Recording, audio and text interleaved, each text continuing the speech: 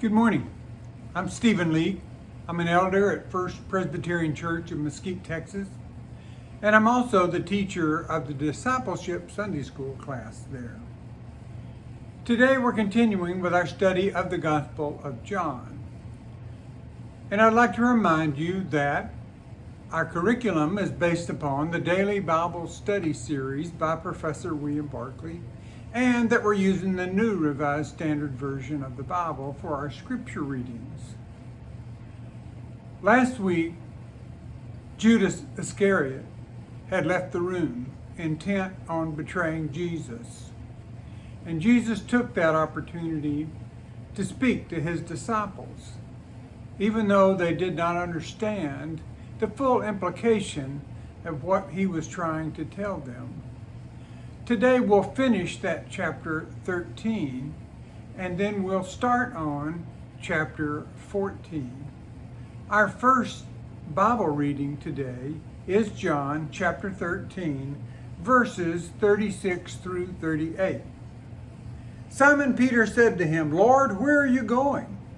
Jesus answered, "Where I am going, you cannot follow me now, but you will follow afterwards." Peter said to him, "Lord, why can I not follow you now? I will lay down my life for you." Jesus answered, "Will you lay down your life for me? Very truly, I tell you, before the cock crows, you will deny me 3 times.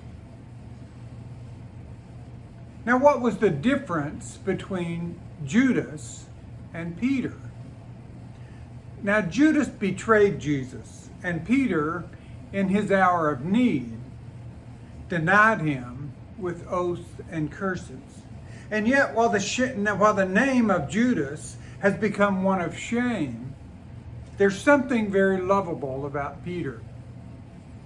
The difference is this: Judas' betrayal of Jesus was deliberate, carried out in cold blood, the result of careful thought and planning.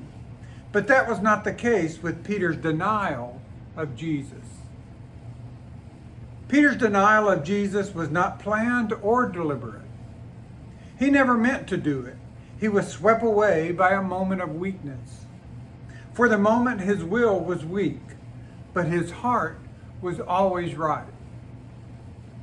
There's a difference between the sin which is coldly and deliberately calculated and the sin which involuntarily conquers us in a moment of weakness or passion. God save us from hurting God or those who love us. But we always hurt the ones we love the most, don't we? There's something very special about the relationship between Jesus and Peter. First, Jesus knew Peter. He knew Peter's weaknesses, his impulsiveness, his instability, and his habit of talking with his heart instead of with his head. And Jesus knew the strength of his loyalty and the weakness of his resolution. Second, Jesus knew that Peter loved him. If we could only understand that when people hurt us, fail us, wound us, or disappoint us, it's not the real they who is acting. The real person is not the one who wounds us or fails us, but the one who loves us. Jesus knew that about Peter. It would save us many a heartbreak and many a tragic outbreak if we remembered the love and forgave a moment's failure. Third, Jesus knew not only what Peter was, but also what he could become. He knew that at the moment, Peter could not follow him. But Jesus was sure that the day would come when Peter would take the same road to martyrdom. It's the greatness of Jesus that he sees the potential for greatness, even in the coward. He sees not only what we are, but also what he can make us. He has the love to see what we can be and the power to help us attain it. We're going to start chapter 14 today and do the first part of analysis of these 3 verses. These 3 verses are very, very special to me. Our minister, our former minister, Tom Wilbanks, always recited these verses when he served communion. And I never could understand why, because the Lord's Supper is not in the book of John. And I know that's very nitpicky, but I will say this, that these words, when I heard them recited here, when Tom served us communion, really, really touched my heart and gave me a great deal of comfort. So here we go, the first 3 verses of chapter 14. Do not let your hearts be troubled. Believe in God. Believe also in me. In my Father's house there are many dwelling places. If it were not so, would I have told you that I go to prepare a place for you? And if I go and prepare a place for you, I will come again and will take you to myself, so that where I am, there you may be also. What a beautiful, beautiful verse.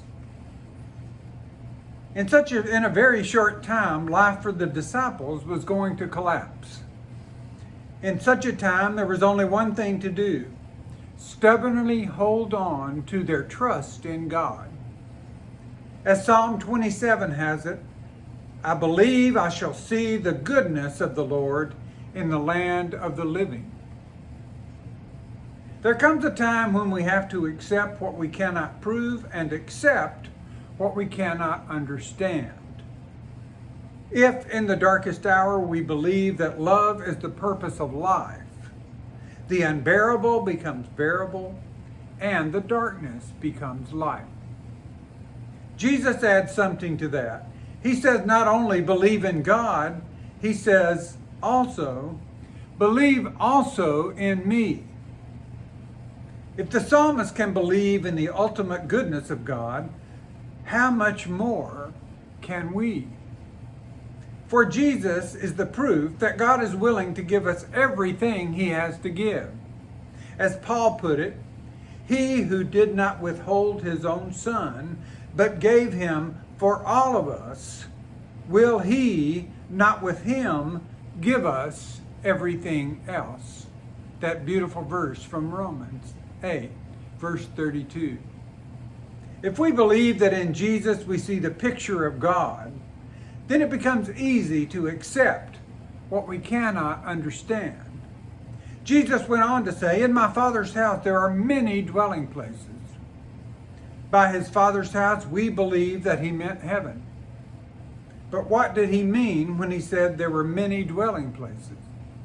The word for dwelling places can have 3 meanings.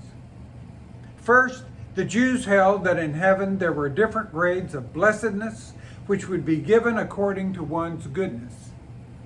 The non-biblical book of Enoch said that there were many mansions prepared for men, good for good and evil for evil. The picture likens heaven to a vast palace with many rooms, with each individual assigned a room such as that person's life has merited. Second, according to one Greek writer, the word means stages upon the way. That means that there are many stages on the way to heaven, and even in heaven there is progress and development. And at least some early Christian theologians held that belief. There's something attractive about this theory. Speaking in purely human and inadequate terms, we might feel that we would be overwhelmed with too much splendor if we were immediately ushered into the very presence of God. We might prefer to be purified and helped until we could face the greater glory. Third, it may well be that the meaning is very simple. It may simply mean that in heaven there's room for all. An earthly house becomes overcrowded. It's not so with our Father's house, for heaven is as wide as the heart of God, and there is room for all. So Jesus is saying, don't be afraid. There's room for everybody. Thank you for joining me this week. God bless each and every one of you.